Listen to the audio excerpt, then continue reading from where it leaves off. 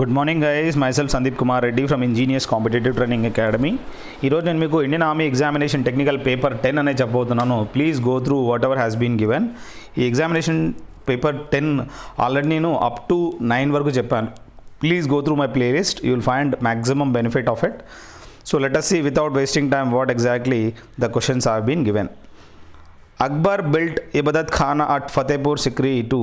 ఇక్కడేంటే అక్బర్ అనేవాడు ఇబదత్ ఖానా అనేది బిల్డ్ చేయడం జరిగింది. ఇది ఎక్కడ అంటే ఫతేపూర్ సిక్రీలో ఉంది. దేనికి ఈ విధంగా ఇబదత్ ఖానా అనేది బిల్డ్ చేశాడంటే, అక్కడ మనం చూసినట్లయితే we have hold religious discussions అనమాట. రిలీజియస్ డిస్కషన్స్కి ఆ విధంగా అక్కడ చేయడానికి ఆ విధంగా చేయడం జరిగిందనమాట. ఈ రిలీజియస్ డిస్కషన్ చాలా ఇంపార్టెంట్ కాబట్టి ఇతను ఫతేపూర్ సిక్రీలో కట్టించడం జరిగింది. అక్బరు బులంద్ దర్వాజా అట్ ఫతేపూర్ సిక్రీ కూడా కట్టించడం జరిగింది.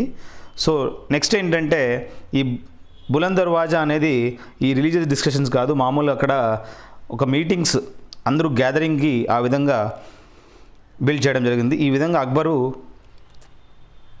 ఇబదత్ ఖానా అనేది రిలీజియస్ డిస్కషన్స్కి ఆ మీటింగ్స్కి అయితే బులంద్ దర్వాజా కట్టించడం జరిగిందనమాట. Taxila was a famous site of Gandhara school of art అనమాట. ఈ టాక్సిలా అనేది దేనికి ఫేమస్ అంటే, అక్కడ గాంధారా స్కూల్ ఆఫ్ ఆర్ట్ అనేది మనం చూడొచ్చు. Moti Masjid in the Red Fort at Delhi was built by అంటే, ఈ మోతీ మస్జిద్ అనేది రెడ్ ఫోర్ట్ దగ్గర కట్టించడం జరిగింది. ఎవరు కట్టించారంటే ఔరంగజేబు ఈ రెడ్ ఫోర్ట్ దగ్గర ఈ మోతీ మస్జిద్ కట్టించడం జరిగిందనమాట. అల్ హిలాల్ అనేది was a news paper started by for propagating nationalism by. ఈ అల్ హిలాల్ అనే న్యూస్ పేపర్ అనేది ఎవరు స్టార్ట్ చేయడం జరిగిందంటే అబుల్ కలాం ఆజాద్ అనే అతను. మనం చూసినట్లయితే మొట్టమొదటి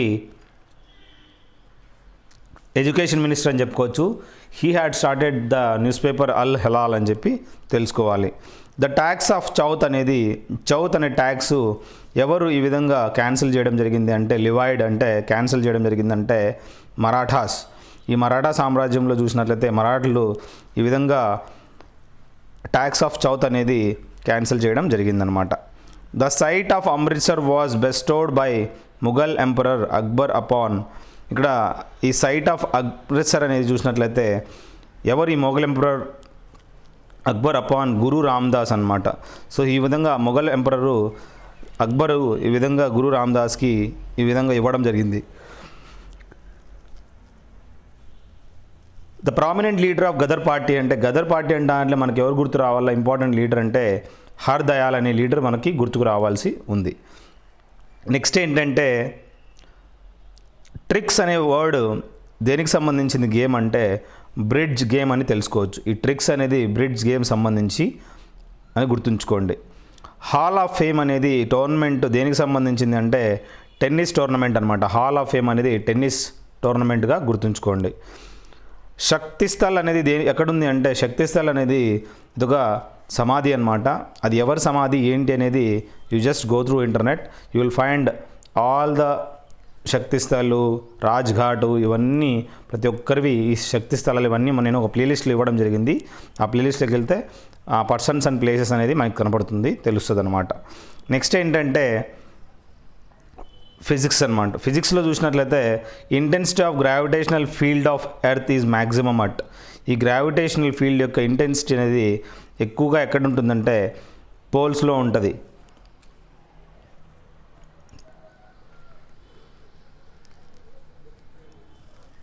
సెంటర్ ఆఫ్ ద ఎర్త్ అయితే జీ అనేది శూన్యం అయిపోతుంది అనమాట.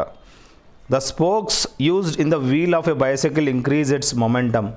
బైసైకిల్లో స్పోక్స్ ఉండడం వల్ల వాటి యొక్క మొమెంటం అనేది పెంచుతుందన్నమాట.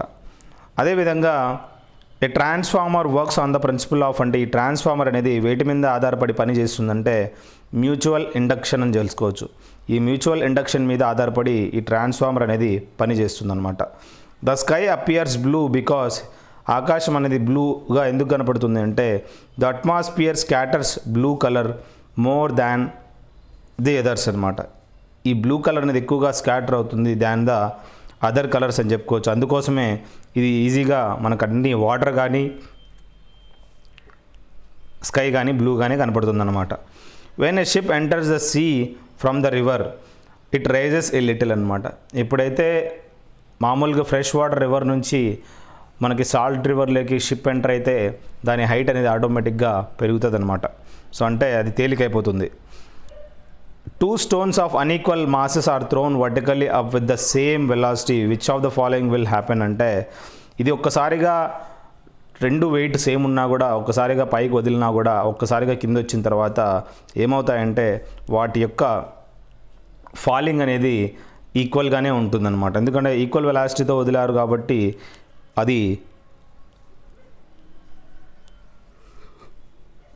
సేమ్ హైట్ రీచ్ అయితే సేమ్ హైట్ రీచ్ అయిన తర్వాత ఒక్కసారిగా కింద కూడా పడడం జరుగుతుందన్నమాట.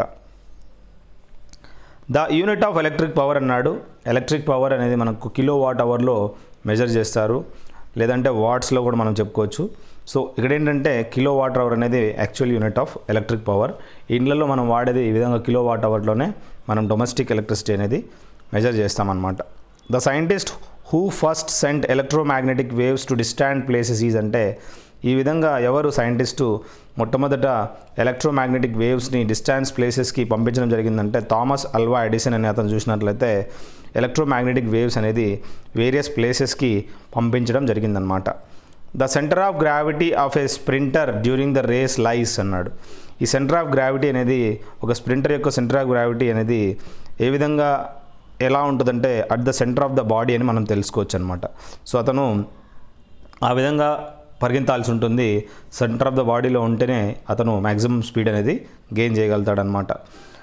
Cloudy nights are warmer compared nights because cloud mainly reflect back the heat given by earth. ఎప్పుడైతే క్లౌడ్స్ ఉన్నాయో రాత్రిపూట మన భూమి నుంచి వెళ్ళిన ఈ హీట్ అనేది ఒక్కసారిగా క్లౌడ్స్కి హిట్ అయ్యి రివర్స్ అనేది హీట్ రావడం జరుగుతుంది. అందుకే క్లౌడీ నైట్స్ అనేది ఎక్కువ వామ్గా ఉంటాయన్నమాట.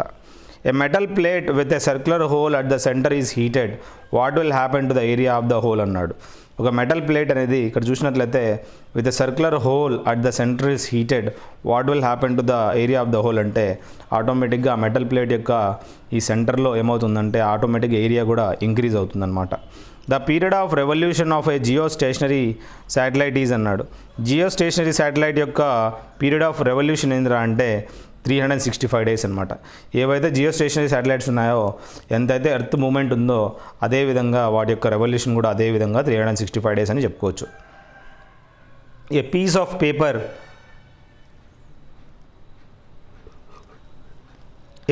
Paper and a cricket ball are dropped from the same height.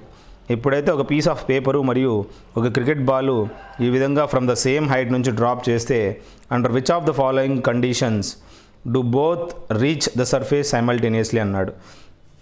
ఇక్కడ ఎగ్జాంపుల్ ఏంటంటే ఒక సేమ్ హైట్ నుంచి ఈ విధంగా తయారు చేయడం జరిగింది.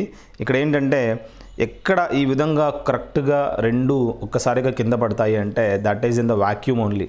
వాక్యూమ్లో కింద పడ్డం అంటే కింద పడవు, అక్కడ ఫ్లోట్ అవుతూ ఉంటాయన్నమాట. ఎందుకంటే గ్రావిటేషనల్ ఫోర్స్ అనేది ఉంటుంది కాబట్టి. So the must be dropped in a vacuum అనమాట. అలాంటి ప్లేస్లో మాత్రమే ఇది చేయగలుగుతాయి అన్నమాట. The frequency of ultra sound wave is typically అంటే ఏవైతే 20,000 హెడ్జెస్ ఉంటాయో లేదా 20 కిలో హెడ్జెస్లో అబోవ్ ఏదైతే ఫ్రీక్వెన్సీ ఉందో దాన్ని ఈ విధంగా మనము చెప్పుకోవచ్చు అనమాట. The jets with speed greater than the speed of sound అంటే సూపర్సానిక్ జెట్స్ అని చెప్పుకోవచ్చు. ఈ సూపర్సానిక్ జెట్స్ అనేది వాటి యొక్క స్పీడ్ ఆఫ్ సౌండ్ అనేది greater than the speed of the sound అని చెప్పుకోవచ్చు. ఈ స్పీడ్ ఆఫ్ సూపర్సానిక్ జెట్స్. కెమిస్ట్రీలో చూసినట్లయితే the most abundant element in the human body అంటే ఆక్సిజన్ అనేది ఎక్కువగా ఉంటుంది. అదే బ్లడ్లో అయితే ఐరన్ అనేది ఉంటుంది. కానీ ఇక్కడ హ్యూమన్ బాడీలో అడిగాడు కాబట్టి మనం ఆక్సిజన్ అని చెప్పుకోవచ్చు. ఎందుకంటే వాటర్ అనేది అంత ఎక్కువ ఉంటుంది కాబట్టి ఆక్సిజన్ కంటెంట్ కూడా అంతే ఉంటుంది అనమాట. Next which of the following is a right ఈ గ్రీన్ హౌస్ గ్యాస్ అంటే క్లోరోఫ్లోరోకార్బన్స్ అనేది ఒక మెయిన్ రైట్ అని చెప్పుకోవచ్చు అనమాట గ్రీన్ హౌస్ గ్యాస్కి. Next wax used for making candles is chemically a mixture of. ఈ వ్యాక్స్ అనేది వేటి యొక్క మిశ్రమం అంటే మనం ఆల్రెడీ చెప్పాము. ఒక వ్యాక్స్ తయారు చేయడానికి ఏం అవసరం అనేది అలిఫాటిక్ హైడ్రోకార్బన్స్ అనేది చాలా అవసరము అని చెప్పి తెలుసుకోవచ్చు. సో ఇక్కడ గుర్తుంచుకోండి, క్యాండిల్ అయితే డిఫరెంట్ అనమాట. అదే పారాఫిన్ వ్యాక్స్ ఉండాలి. ఇంకొకటి నేను చెప్పాను already, you have to go through that. So ఇక్కడ వ్యాక్స్ అడిగాడు కాబట్టి అలిఫాటిక్ హైడ్రోకార్బన్స్ అనేది చాలా అవసరం అని చెప్పి మనం తెలుసుకోవచ్చు అనమాట వ్యాక్స్ తయారు చేయడానికి. అదేవిధంగా litmus is obtained from, litmus అనేది ఎక్కడి నుంచి మనం ఆప్టైన్ చేయొచ్చు అంటే లైసెన్స్ అనమాట. లైసెన్స్ నుంచి మనము లిట్మస్ అనేది ఆప్టైన్ చేయొచ్చు. Next vinegar made by fermentation from cane sugar contains, vinegar అనేది అసిటిక్ యాసిడ్ అనేది మనం చూసినట్లయితే వెనిగర్లో ఉంటుందన్నమాట. So vinegar made by fermentation from cane sugar contains, దాంట్లో అసిటిక్ యాసిడ్ అనేది ఉంటుందని చెప్పుకోవచ్చు. Photo oxidation process is initiated by, ఈ ఫోటో ఆక్సిడేషన్ ప్రాసెస్ అనేది ఈ విధంగా లైట్ అనేది ఇనిషియేటెడ్ బై వాట్, లైట్ అనమాట. ఈ ఫోటో ఆక్సిడేషన్ ప్రాసెస్ అనేది ఇనిషియేట్ చేయడం జరుగుతుంది బై లైట్ అని చెప్పుకోవచ్చు. అల్ట్రావైలెట్ రేడియేషన్ అనేది చూసినట్లయితే ultraviolet radiation striking this earth is due to the depletion of, ఇక్కడ అల్ట్రావైలెట్ రేషన్ అనేది మనము పైనుంచి సూర్యుడి నుంచి ఈ విధంగా అల్ట్రావైలెట్ రేస్ అనేది పడుతుంటాయి కదా. సో ఒక ఓజోన్ అనేది లేయర్ ఉంటుంది, అవి చెక్ చేస్తూ ఉంటాయి అనమాట, అంటే అవి స్టాప్ చేస్తూ ఉంటాయి అనమాట. So what we have to remember is, so exactly that is to be remembered అనమాట. అల్ట్రావైలెట్ రేడియేషన్స్ అనేది చాలా important, that has to be remembered. ఈ అల్ట్రావైలెట్ రేడియేషన్సే మెయిన్ రీజన్ అని చెప్పి తెలుసుకోవచ్చు అనమాట. నెక్స్ట్ ఏంటంటే the major gaseous pollutant of the thermal power station, ఈ మేజర్ గ్యాసెస్ పొల్యూటెంట్ ఏంటంటే థర్మల్ పవర్ స్టేషన్ ప్రకారం చూసినట్లయితే సల్ఫర్ డయాక్సైడ్ అని చెప్పి చెప్పుకోవచ్చు అనమాట. So major gaseous pollutant of the thermal power station ఏంటంటే sulphur dioxide. The process of removing calcium and magnesium from hard water ఏంటంటే, మెగ్నీషియం మరియు కాల్షియంని హార్డ్ వాటర్ నుంచి తీసేయడాన్ని ఏమంటారంటే వాటర్ సాఫ్టనింగ్ అంటారు. ఈ వాటర్ సాఫ్టనింగ్లో ఈ విధంగా మనము కాల్షియం మరియు మెగ్నీషియం రెండు తీసేయచ్చు అనమాట. Next the tip of the match stick contains, ఈ మ్యాచ్ స్టిక్లో ఏముంటుంది అంటే రెడ్ పాస్పర్ అనేది మనకి ఈ విధంగా కాల్చడానికి రెడ్ పాస్పరస్ యూజ్ చేయడం జరుగుతుంది. ఆ రెడ్ పాస్పరస్ అనేది ఉంటుంది అని చెప్పి చెప్పుకోవచ్చు అనమాట. Commercially sodium bicarbonate is known as, అంటే బేకింగ్ సోడా అని పిలుస్తారు కమర్షియలీ. సోడియం బైకార్బోనేట్ అంటే NaHCO3 అనమాట. And emulsifier is an agent which stabilises an emulsion అనమాట. ఎమల్సిఫైర్ అంటే ఏంటంటే ఇది ఒక ఏజెంట్ అనమాట, విచ్ స్టెబిలైజెస్ అన్ ఎమల్షన్ అని చెప్పి చెప్పుకోవచ్చు. సో ఎమల్షన్ అంటే లిక్విడ్ ఇన్ లిక్విడ్ అని చెప్పుకోవచ్చు. ఇప్పుడు మనకి మిల్క్ అనేది వన్ టైప్ ఆఫ్ ఎమల్షన్ లిక్విడ్గా మనం గుర్తుంచుకోవాలి. నెక్స్ట్ ఏంటంటే మోటార్ అనేది mixture of water, sand and slaked lime. Motor దేని యొక్క, ఈ విధంగా మనం చూసినట్లయితే మోటార్ అనేది స్లాక్డ్ లైము, వాటరు, శాండ్ ఈ మూడు కలిస్తేనే ఈ విధంగా మనము మోటార్ అని చెప్పుకోవచ్చు అనమాట. Which of the following substances is highly plastic అంటే క్లే అనేది ఎక్కువగా హైలీ ప్లాస్టిక్ అని మనం తెలుసుకోవచ్చు. The national chemical laboratory is located in అంటే, ఈ నేషనల్ కెమికల్ ల్యాబొరేటరీ అనేది పూణేలో మనం చూడొచ్చు అనమాట. అదేవిధంగా Mohan is 5 times older than his son అంటే, ఇక్కడ మోహన్ అనేవాడు 5 times older than his son, 1 time అయితే ఇక్కడ మోహన్ అనేది 5 times అనమాట. After 4 years the sum of their ages will be 44 అనమాట. అదే ప్రజెంట్ అయితే 36 అని చెప్పుకోవచ్చు, ఎందుకంటే వాళ్ళిద్దరిలో -8 అనేది చేయాల్సి ఉంటుందన్నమాట. సో ఆ విధంగా 5-1 అనేది మనం చూసినట్లయితే ఈజీగా మనము ఇక్కడ మోహన్ అనేది ఏజ్ 30 years, సోహన్ అనేవాడిది 6 years అనేది తెలిసిపోతుంది అనమాట. So this is the way of identifying the questions. It's very easy. Factors కనుక్కోమన్నాడు.